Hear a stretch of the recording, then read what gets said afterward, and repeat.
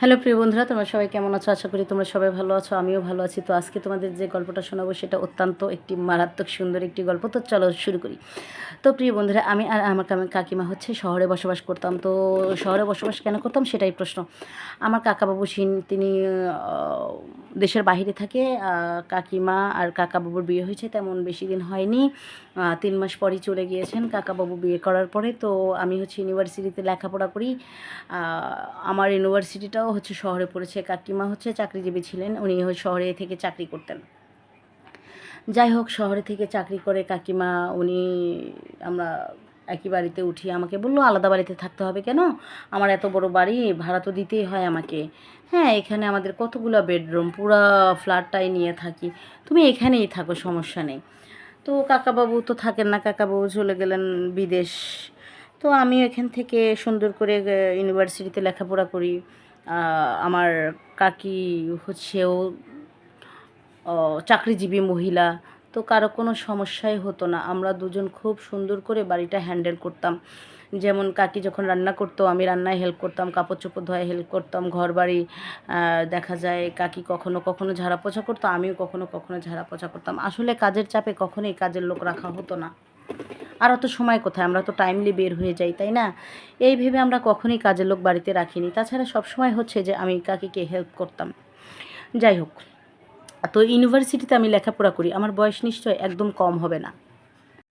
যাকে, তো মাঝে মাঝে মোবাইল দেখতাম, খুব ভালো লাগতো। মোবাইলে ওসব দেখে দেখে মাঝে মধ্যে আমি আমার বাচ্চা ঘরে হাতের কাজকাম সারতাম। এভাবেই চলছিল আমার দিনকাল। আমার খুবই ভালো লাগতো। হ্যাঁ, একই তো ছিল নিজের কেরিয়ার গড়ার স্বপ্ন, অন্যদিকে ছিল আলাদা একটা ফিলিংস, নিজের চাহিদা, অনেক স্বপ্ন। তার উপরেই মনে করো চলতে চলতে লেখাপড়া করতে করতেই যখন কলেজ শেষ করে আসতাম, আইসা রেস্টে চলে যেতাম। রেস্ট শেষ করে যখন ওয়াশরুমে যেতাম, বুঝই তো কেমন লাগে। তো এইভাবেই ভালোই চলছিলাম। চলতে চলতে চলতে চলতে আমার কাকিকে আমি সমস্ত কাজ কামে হেল্প করতাম, বললামই তো তোমাদের। তো যাকগে, চাচি এমন একজন মানুষ ছিল, সে দেখতে শুনতে অনেক সুন্দর ছিল। যেমন দেখতে উচ্চ লম্বা, তেমনি তার হচ্ছে বডি ফিটনেস। হ্যাঁ, আর হচ্ছে খুবই ঢোলা ঢোলা জামা কাপড় পরতে ভালোবাসতো সে। হ্যাঁ, সব কিছু পাঞ্জাবি স্টাইল জামা কাপড় ছিল তার। তো আমি মাঝে মাঝে জিজ্ঞাসা করতাম, আচ্ছা কাকি, তুমি এত ঢোলা ঢোলা জামা কাপড় কীভাবে পরো, এত লং, এত ঢোলা ঢোলা, তারপরও না তোমাকে দেখতে কিন্তু অস্বাভাবিক দারুণ লাগে। কাকি বলতো, আসলে আমি কমফোর্ট ফিল করি লুজ কাপড়ে, এই জন্যই পরি, আমার খুব ভালো লাগে। আমি বললাম, বাহ, তোমার এই চয়েসটা কিন্তু দারুণ। হ্যাঁ, একদিকে বলতাম, অন্যদিকে কাকিকে দেখতে থাকতাম। কাকি খুবই খুবই দারুণ একজন মানুষ ছিলেন। যাই হোক, তো আমরা এভাবে চলতে চলতে চলতে চলতে আমাদের হচ্ছে একদিন ছুটির দিন থাকে, সাপ্তাহিক ছুটি, আমারও বন্ধ, কাকিরও বন্ধ। তো আমি, সেদিন ছিল ছুটির আগের রাত, মনে করো আজকে কালকে বন্ধ, আজকের রাতটা এই। তো রাত্রে আমরা অনেক সুন্দর করে অনেক রাত পর্যন্ত জেগেছি, জেগে জেগে হচ্ছে খুব ভালো রান্না করেছি, খাবো রাত্রে, কালকে ছুটি আছে না, এই মজা করে আমরা সুন্দর করে খাওয়া দাওয়া করলাম। তো কাকি আর আমি অনেক ফ্রি ছিলাম, ফ্রি থাকায় আমরা একসঙ্গে বসে বসে মুভি দেখতাম, যে কোনো বিষয় একসঙ্গে ডিসকাস করতাম। হ্যাঁ, তো যাকগে, তখন বাজে হচ্ছে দুপুরের খাওয়া দাওয়া কমপ্লিট হয়ে গেল। হয়ে যাওয়ার পর আমরা বসে বসে সিনেমাই দেখছিলাম। সিনেমা দেখতে দেখতে হঠাৎ করে কলিং বেল বেজে উঠলো। তো আমি যে দৌড়ে কলিং বেলের আওয়াজ শুনে দরজাটা খুললাম, খুলে দেখি যে একজন অচেনা মহিলাটা আসলো বাসায়। পরে এসে বলতেছে, পরিচয় হতে আসলাম, আমরা আপনাদের পাশের ফ্ল্যাটে এসেছি। আমি বললাম, তাই না? তো কাকির সাথে বেশ ফুলসুটি আলাপ শুরু করে দিল। আলাপ করলো, ভালো মন্দ জিজ্ঞাসা করলো, পরিচয় হলো যে হ্যাঁ আসতে যেতে থাকবো। ওনার ছোটো বাচ্চা আছে, ওনারা ফ্যামিলি মেম্বার হচ্ছে 3 জন, আর সাথে আছে তার বৃদ্ধ শাশুড়ি মা। এগুলাই বললেন উনি। বলে এর মধ্যে ওনার নাকি বাচ্চা কান্না করতেছে, ওনাকে ডাক দিয়েছে, তো উনি চলে গেল। এর মধ্যে ওনাকে কফিও দিয়েছি, কফিও খেয়ে নিয়েছে। যাই হোক, যাওয়ার পরে তো কাকি বলতেছে, এই আমি একটু শুতে যাচ্ছি, আমার শরীরটা খারাপ লাগছে। আমি বললাম আচ্ছা ঠিক আছে, শুতে চলে যাবো, নো প্রবলেম। কাকি চলে গেল, যাওয়ার পরে তখন বাজে হচ্ছে প্রায় 3:30 বাজে, দুপুর পার হয়ে গেল, 3:30 বাজে। তো যাই হোক, 3:30টার সময় আমিও আমার রুমে চলে গেলাম। এখন আমার রুমের জানালা আর ওই যে মহিলাটা নতুন আসলো তাদের জ্বালানা এক। তো দেখলাম কি মহিলা এখান থেকে যে গোসল করে ওনার ঘরে এসেছে, হ্যাঁ চুলগুলো ভিজা, টপ টপ করে পানি পড়ছে, উনি টাওয়াল পেঁচিয়ে রেখেছে, ওনার হাজব্যান্ডের সঙ্গে আলাপ করতেছে। তো আলাপ করতে করতে জানালাটা দেওয়া ছিল, কিন্তু পর্দা দেওয়া ছিল না জানালায়, হয়তো বা ওনারা পর্দা লাগাতে ভুলে গেছেন। আর তাছাড়া এদিকে শুধু আমাদেরই ফ্ল্যাট, আর তো কেউ নাই, চিপা গল্লি। বাই দ্য ওয়ে, আমি হচ্ছে জানালার সামনে দাঁড়ালাম। আমার একটু মানে ভালো না লাগলে আমি জানালার সামনে দাঁড়াই, আমার সেখানে গেলে ভালো লাগে। তো ওরা না কি কথা বলছিল, আমি ঠিক শুনতে পারিনি কথাগুলো, ওনারা আসলে কি বলাবলি করছিল। বলাবলি করতে করতে হচ্ছে তার স্বামীর পাশে, তার স্বামী ছিল বিছানায় বসা, সে ছিল দাঁড়িয়ে। বলতে বলতে স্বামীর পাশে বসলেই দেখলাম যে তার স্বামী বিভিন্ন মানে হাত চালাচালি করতেছে।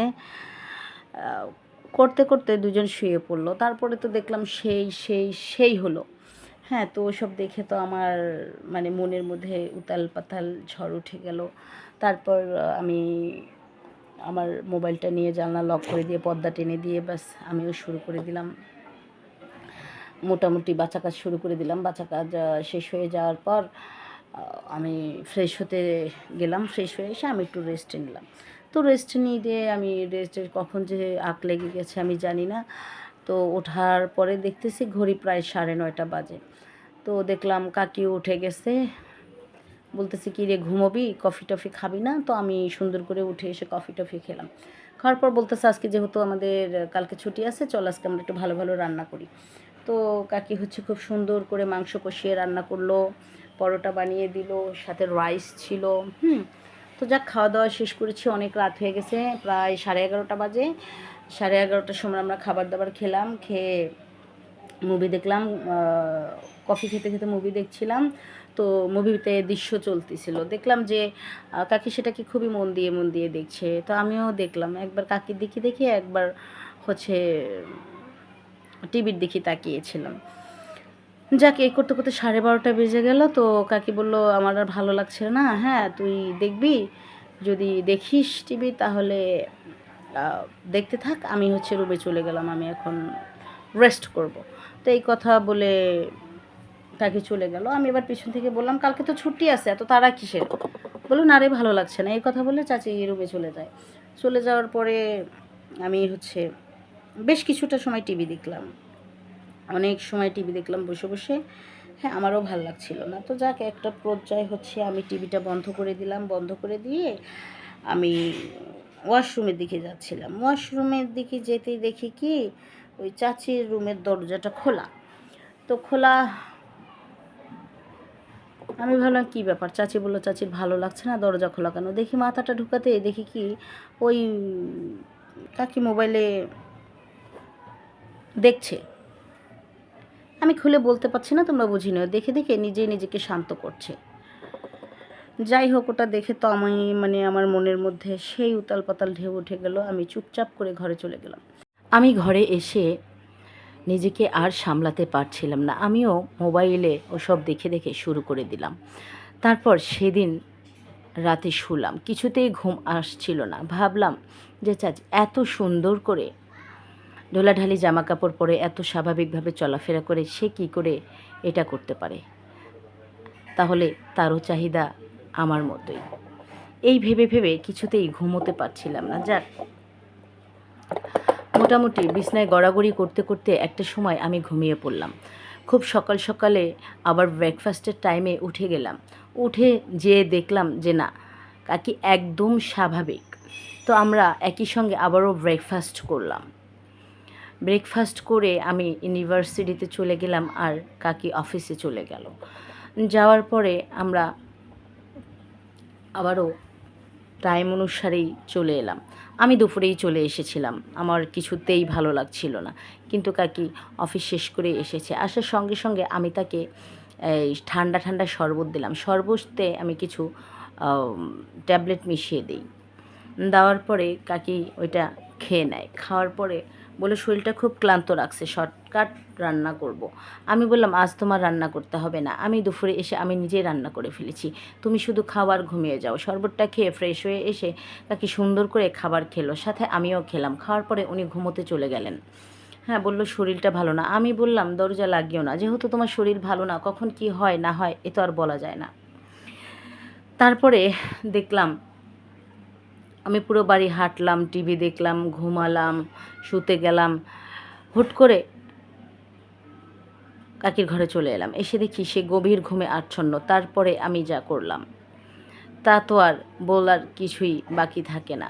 খুবই খুবই এত যে সুন্দর তা তো বলারই বাহিরে। আমি উপরের বাগানে হাত মুখ দুটোই চালাতে থাকলাম। উপরের বাগানে করতে করতেই আবার চলে গেলাম নিচের বাগানে। যাওয়ার পর সেখানে কাজ সারলাম। সারার পরে নেটওয়ার্ক প্রচণ্ড স্ট্রং ছিল আমার, আমি নেটওয়ার্ক সেট আপ করে দিলাম। দেওয়ার পরে নেটওয়ার্ক চালু করে দিলাম। হ্যাঁ, খুবই খুবই মজা নিয়েছিলাম। এভাবেই আমি প্রায় 1.5 ঘন্টা থাকি। সেদিন কিছুই টের পাইনি। গেল পরের দিন সকালে উঠে দেখলাম যে কোনো অস্বাভাবিকতা আছে নাকি। দেখলাম না, কোনো অস্বাভাবিকতাই নেই। খুব সুন্দর ব্রেকফাস্ট করলাম, করার পরে সবাই আবার কাজে চলে গেলাম। সেদিন যাওয়ার পরে এতটাই যে আমি মানে উপভোগ করেছি সেটাই বারবার মাথায় কাজ করছিল। আমি সুন্দরভাবে ইউনিভার্সিটি কমপ্লিট করলাম সেদিন। করার পরে বাড়ি এলাম। কাকি আসার কিছুক্ষণ আগেই আমি আসতাম, এসে আবারও শর্টকাট করে কাজকাম শুরু করে দিলাম। কাকি আসলো, আসার পরে আমি তাকে আবারও ঠান্ডা শরবত দিয়ে দিলাম। দেওয়ার পরে খাওয়া দাওয়া করলো, কিন্তু এই আজকে আর ঠান্ডা শরবতে ট্যাবলেট মিশাইনি। তারপরে রাতের খাবার কমপ্লিট করে দুধ দিলাম। বললাম কাকি খাও, সব কাজ তুমি করবে কেন, আমিও করি। এই বলে আমি দুধ রেডি করে এনে নিজের হাতে খাওয়ালাম। সেদিন দুধের মধ্যে দিয়ে দিয়েছিলাম। কাকিও খুব মজা মজা করে খেয়ে নিল। খাওয়ার পরে বলল আমি ঘুমোতে যাচ্ছি, তুমিও ঘুমোতে যাও। তারপর আমিও ঘুমোতে গেলাম। সেদিন আর টিভি দেখিনি, অপেক্ষা করছিলাম কাকির ঘুমানোর। মোবাইল নিয়ে বারবার এদিক ওদিক হাঁটছিলাম আর সব দেখছিলাম, কিছুতেই মন মানছিল না। তারপরে দেখতে দেখতেই দেখলাম যে ঘড়িতে প্রায় 1:30টা বেজে গেছে। আমি ভাবলাম যে কাকি এত রাত পর্যন্ত জেগে থাকে না, আমি যাই। যাওয়ার পরে দেখলাম কি উনি তো একদম সেইভাবে শুয়ে আছে। তারপরে সুন্দর করে আবারও শুরু করে দিলাম। দেওয়ার পরে অনেক অনেক রেফারি ছাড়া মোটামুটি আমার ফুটবল খেলা শেষ বলতে আরও 2-1 মিনিট লাগবে। এর মধ্যে হুট করে দেখলাম নাড়াচাড়া দিয়ে উঠলো, উঠেই চোখ দুটো খুলে ফেললো। আমি তো ভয়ে আতঙ্ক। বলল তুই কি করছিস এসব? আমি ভয়ে আমার সব কিছু পোটলা বেঁধে চলে এলাম ওখান থেকে। তারপরের দিন সকালে কিছুতেই চোখে চোখ মিলাতে পারছিলাম না। হ্যাঁ, সারা রাত ঘরের মধ্যে জেগেছিলাম। হায় হায়, এটা কি হয়ে গেল? কাকি তো সব জেনে গেল, এখন কি হবে জানি না, তার পদক্ষেপ কেমন হবে। এই ভেবে আমি বিভিন্ন ধরনের মনের মধ্যে এক একটা প্রশ্ন জাগছিল। আমি কি ভুল করে ফেললাম? সেদিন কাকি আমাকে নাস্তার জন্য কিছুতেই টেবিলে ডাকেন নাই, শুধু অফিসে যাওয়ার সময় বলে গেল নাস্তা টেবিলে ঢাকা আছে, খেয়ে নিস। এই কথা বলেই চলে গেল। হ্যাঁ, বিষয়টা আমার কাছে খুবই খুবই কষ্টের ছিল। নাস্তা টেবিলে একদম রেডি করা ছিল, কিছুতেই আমার খেতে মন চাইল না। নিজের মধ্যে একটা অনুতপ্ততা তৈরি হয়ে গেল। কিছুতেই এটা আমি মানতে পারছিলাম না। যাকে সেদিন আর ইউনিভার্সিটিতে গেলাম না, না যাওয়ায় বাড়িতেই থাকলাম। খাওয়া দাওয়া করতে ভালো লাগছিল না, চুপচাপ করে থাকলাম। আর ভাবতে লাগলাম যে না, আমার দ্বারাই অনেক বড় অপরাধ হয়ে গেছে, আমি এটা মোটেও ঠিক করিনি। যাক, সেদিন কাকিও অফিস করতে পারে নাই, উনি দুপুরবেলায় চলে আসছে। আয়শা দেখে টেবিলের খাবার টেবিলে পড়ে রয়েছে, আমাকে ডাকছেন না। আমি চুপচাপ করে বসে আছি সোফার উপরে। নিজের ঘর থেকে নেমে এসে সোফার উপরে বসে আছি, কিন্তু আমার সাথে কথা বলছেন না। তারপরে দেখলাম এসে ব্যাগটা রেখে সোজা বাথরুমে চলে গেল। যাওয়ার পরে সে ফ্রেশ হয়ে বের হয়ে আসলো। আসার পরে রান্নাঘরে খাবার টেবিলে দেখলো খাবার খাওয়া হয়নি, বলল খাবার খাসনি কেন, খাবারটা খেয়ে নিস। আমি খেতে গেলাম না। তারপরে বলল কি হলো, ওঠ খাবার খাবি। আমি যখন হাতটা ধরে আমাকে ডাকলো তখন আর না যে থাকতে পারলাম না। তখন আমি সুন্দর করে কাকির সঙ্গে গেলাম, যে একসঙ্গে দুজন খাবার খেলাম। খাওয়ার পরে কাকি ঘরে চলে গেল। যাওয়ার পরে দেখলাম চেঞ্জ করলো, করার পরে যে দৃশ্যটা আমার দেখলাম সেটা হচ্ছে সে খুবই ফিটিং ও ছোট ড্রেস পরলো। হ্যাঁ, তো ঘরে এখন থেকে এগুলো পরেই ঘোরাঘুরি করছে। এর মধ্যে আমার সঙ্গে কোনো কথা বলে না তেমন। আগে যেরকম একসঙ্গে বসে সিনেমা দেখতাম, কথা বলতাম, খাওয়া দাওয়া করতাম, তেমন না, খুবই হালকা পাতলা। বিষয়টা আমি কিছুতেই মানতে পারছিলাম না। যাই হোক, এর মধ্যে একটা সপ্তাহ কেটে গেছে। তো আমাকে তো কলেজ যেতে হবে, বাড়িতে বসে থাকলে হবে না। একটা সপ্তাহ কেটে গেছে, তো আমাদের হচ্ছে ছুটির দিন। ছুটির দিনে রান্নাবান্না খাওয়া দাওয়া সবই হলো। সোফার উপরে দেখলাম যে কাকি বসে আছেন, আমি যে পাশে বসলাম। বসে বলতেছি, ছবি দেখছো, আমি কি দেখতে পারি? বললো ন্যাকামো করিস না, বসে দেখ। তো এই কথা বলায় আমার সাহসটা একটু বেড়ে গেল। আমি পাশে যেয়ে বসলাম। হ্যাঁ, বসলাম, বলতেছে আমার মাথাটা প্রচণ্ড ব্যথা করছে, আমার রুমে যা, যে একটু মুভ নিয়ে এনে লাগিয়ে দে। তো আমি চট করে উঠে রুমে চলে গেলাম। যাওয়ার পরে মুভ নিয়ে আসলাম। আসার পরে হচ্ছে মুভটা সুন্দর করে লাগালাম। হ্যাঁ, লাগাইতে লাগাইতে হাতটা মানে এদিকে ওদিকে চলে যায়, ঠিক আছে, কিন্তু দেখলাম যে কাকি কিছুই বলে না। আমি আরও সাহস পেলাম। তখন হচ্ছে যে আমি আরও একটু বেশি বেশি দুষ্টুমি করতে থাকলাম। দেখলাম যে কাকি চুপচাপ। হ্যাঁ, যখন হচ্ছে আমি মানে উপরে শয়তানি করতে করতে যখন একটু নিচের দিকে যাচ্ছিলাম, তখন হুট করে আমার হাতটাকে ধরে বসলো। বলল এসব কি করছিস? দেখ, এসব মোটেও ঠিক নয়, লোকে জানলে কি বলবে? বললাম যে লোকে কেন জানবে? তুমি কি লোকেকে বলে বেড়াবে? না আমি লোকে বলে বেড়াবো? তাছাড়া তুমিও তো একা একাই থাকো। সেই 3 মাস কাকা দেশে ছিল, তখন কাকার সাথে সময় কাটিয়েছো। তারপর থেকেই তো তুমি একা একাই চলতেছো। তোমার কি কষ্ট হয় না? তোমার কি কিছু নেই? হ্যাঁ, আর যদি কিছু নাই থাকতো তাহলে মোবাইলে ওসব দেখে কি করছিলে বলো? তখন আমার কাকি আমাকে বলে, তুই কি আমার ঘরে জাজুজি করিস নাকি কান প্রহরী সেজে পাহারা দিস? তুই এসব কি করে জানিস? আমি বললাম আমি সবটাই জানি, তাই তো আমি তোমার ভালোবাসায় দিওয়ানা হয়ে গেছি। তখন আমাকে বলল, দেখ আমার এসব ভালো লাগছে না, তুই ঘুমোতে যা। আমিও ঘুমোতে গেলাম। আমি বললাম বারে ঘুমোতে যাব মানে? হানা কিছু বলো, আমি কিন্তু তোমাকে খুবই ভালোবেসে ফেলেছি, আর তুমি আমার খুবই পছন্দের একজন মানুষ। বলল ভেবে দেখি, এই বলে চলে গেল। অন্যদিকে তো আমার বাচ্চা ধন শুধু বলছে আমায় দে, আমায় দে, আমায় দে, আমায় দে। আমি বললাম একটু রয়ে শুয়ে খা, রয়ে শুয়ে খা, রয়ে শুয়ে খা, না হলে খেতে পারবি না। তাড়াহুড়ো করিস না, ধীরে খেলে সবটাই ভালোই লাগে। এই বলে ওকে থামিয়ে থামিয়ে রাখলাম। অন্যদিকে যে জামা কাপড়গুলো পরে ঘুরে বেড়াচ্ছিল তা দেখে তো আমি নিজেকে আর ঠিক রাখতে পারছিলাম না। যাই হোক, এভাবেই আরও 3 দিন চলে গেল। দেখলাম যে না, কিছুই করছে না। পরে আমি রাত্রে আমরা যখন 3 দিন পর রাত্রে আমি ইউনিভার্সিটি শেষ করলাম, কাকি অফিস থেকে আসলো, আসার পর রাত্রে ডিনার শেষ করে আমরা একটু মুভি দেখলাম। মুভি দেখতে দেখতে একটু কফি খেলাম। সেদিন আর তাকে ঘুমের ট্যাবলেট খাওয়াইনি। কফি খেতে খেতে বললাম, কি তুমি দেখি কিছুই বলছো না? আমি তো আর পারছি না তোমাকে ছাড়া থাকতে। বললো লোকে জানলে কি বলবে? আমি বললাম আবারও সেই একই কথা কেন বলছো তুমি? লোকে জানলে কি বলবে মানে? লোক কোত্থেকে জানবে? প্লিজ আর বাধা দিও না। সেই সোফার উপরেই তাকে আমি খুব মজা করে মাসাজ করে দিতে থাকি। দিতে দিতে দেখলাম যে না, সে কোনো সারা শব্দ দিচ্ছে না এবং নিজেকে উন্মুক্ত করে দিয়েছে। তারপর থেকে রোজ আমাদের মধ্যে হতেই থাকতো। হ্যাঁ, এভাবে করতে করতে আমি তার উপরে পুরোই নিজেকে বিলিয়ে দিই, আর তাকে ছাড়া থাকতে পারলাম না। তারপরে বললাম যে তুমি কাকাকে ডিভোর্স দিয়ে দাও, আমাকে বিয়ে করে নাও, আমি তোমার সাথে থাকতে চাই, তোমাকে ছাড়া আমি একদম থাকতে পারবো না। তখন বলল সমাজ সংসার কী বলবে? আমি বললাম তুমি বলো দেখি, তুমি কি আমাকে ছাড়া থাকতে পারবে? আর বললো আমি ওসব বুঝি না। আমি বললাম কেন বুঝো না? আর 3.5 বছর ধরে একসাথে একই ছাদের তলায় একই ঘরে রয়েছি, কিভাবে আমায় ছাড়া থাকবে তুমি বলো? তখন সে আমাকে মুষ্টি করে জড়িয়ে ধরল। তারপরে আমরা ডিভোর্স ফাইল করে দিলাম। দেওয়ার পর আমি তাকে বিয়ে করে এখন খুবই ভালো আছি। আর রোজ হয় সব। তো গল্পটি তোমাদের কাছে কেমন লাগলো অবশ্যই আমাকে বলবে, হ্যাঁ। আর যদি ভালো লাগে লাইক, কমেন্ট, শেয়ার, সাবস্ক্রাইব করতে একদম ভুলবে না। আজকে এই পর্যন্তই। Bye bye and take care.